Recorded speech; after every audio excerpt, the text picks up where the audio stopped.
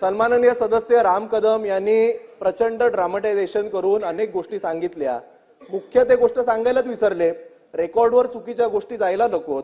3 वर्षापासून आता मंत्री महोदय म्हणाले की राज्य सरकार त्याची चौकशी करेल, पण राज्य सरकारच्या वरती केंद्र सरकार येतं। केंद्र सरकारकडे सीबीआय आहे। सीबीआयनी सुशांत सिंग राजपूत यांच्या मर्डरवर संपूर्णपणे गेले 3 वर्ष चौकशी केलेली आहे। 3 वर्ष चौकशी केल्याच्या नंतर 2 दिवसापूर्वी त्याचा क्लोजर रिपोर्ट सादर केला, त्यामध्ये त्यांचा सुसाईडच झाला असं आम्ही सगळ्या वर्तमानपत्रात वृत्तपत्रात वाचलेलं आहे। मग असं असताना सुद्धा आपण सीबीआयला अंडरमाइन करतोय का? म्हणजे केंद्र सरकारची जी आपल्या देशातली जी सगळ्यात मोठी क्राईम इन्व्हेस्टिगेशनची एजन्सी आहे त्याच्यावर राम कदम साहेब असतील किंवा अन्य सदस्य ज्यांनी आज म्हटलं किंवा स्वतः मंत्री महोदय असतील यांचा विश्वास नाहीये का? आणि त्यामुळे आपल्या सभागृहाच्या मार्फत सीबीआयला अंडरमाइन होऊ नये, सीबीआय जे मोदी सरकारच्या अंतर्गत येतं त्याच्यावर आपण कुठे प्रश्नचिन्ह निर्माण करू नये अशी माझा पॉइंट ऑफ ऑर्डर आहे। आता दुसरा विषय वारंवार उद्धव ठाकरे सरकार हे असं करून आमच्या नेत्यांना जर बदनाम करण्यात येणार असेल आणि कुठेही काही चुकीचं असेल, माझे अध्यक्ष महोदय तुम्हाला विनंती आहे की ते काढून टाकण्यात यावं।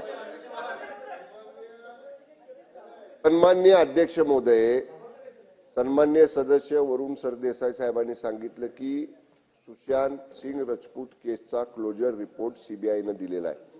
मी आता काय उल्लेख केला आपण रेकॉर्ड काढून बघा। सन्माननीय सदस्य राम कदम साहेब काय म्हणतायत, दिशा सालियनच्या केसमध्ये तिच्या वडिलांनी पोलिसांकडे जी अधिकची माहिती दिली त्या माहितीचा संदर्भ त्या केसशी संबंधित आहे, त्यामुळे त्याचं इंटरलिंकिंग आहे का? मी एवढं स्पष्टपणे सांगण्याचं कारण की उद्धव ठाकरे सरकारमध्ये सुद्धा मी 2.5 वर्ष गृह विभागाचा राज्यमंत्री होतो, त्यामुळे थोडीशी मला उद्धव ठाकरे साहेब मुख्यमंत्री असताना संधी मिळाली आणि उद्धव ठाकरे साहेबांनी आम्हाला सांगितलं होतं त्यावेळी कोणावर अन्याय करायचा नाही, माता भगिनींवर तर बिलकुल अन्याय करायचा नाही। त्यामुळे आम्हाला ती शिकवण आजही आहे। त्याचा आधार घेऊन फक्त मी सांगतोय की या प्रकरणामध्ये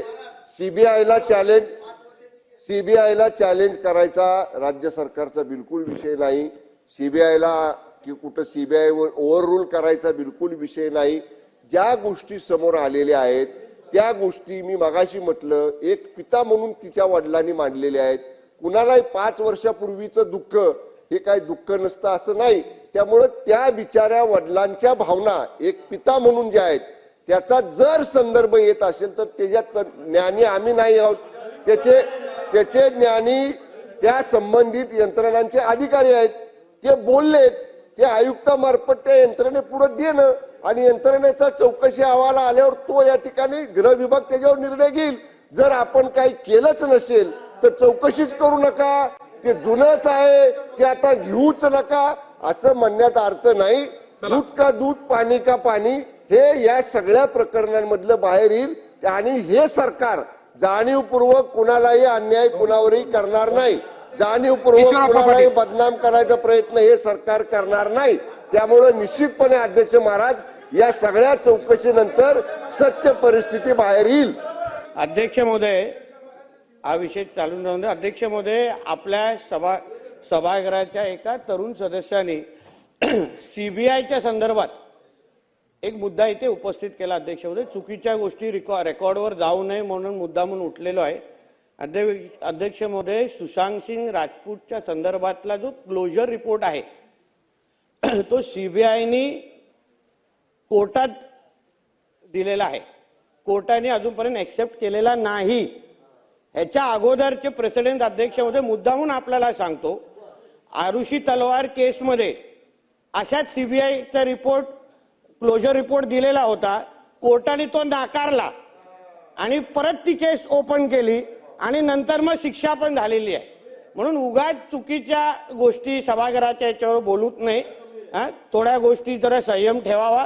क्लोजर रिपोर्ट आता फक्त दाखल केलेला आहे, आपल्यालाही माहिती आहे तेव्हाच्या सरकारने 72 दिवसाच्या नंतर सीबीआयला यायला दिलेलं एअरपोर्टवर थांबवण्याचे प्रकार तेव्हा झालेले। सीबीआय अधिकाऱ्यांना काय लपवत होते, कोणाला वाचवायला प्रयत्न करत होते हे आता येणाऱ्या टप्प्याटप्प्याने सगळं बाहेर येईल।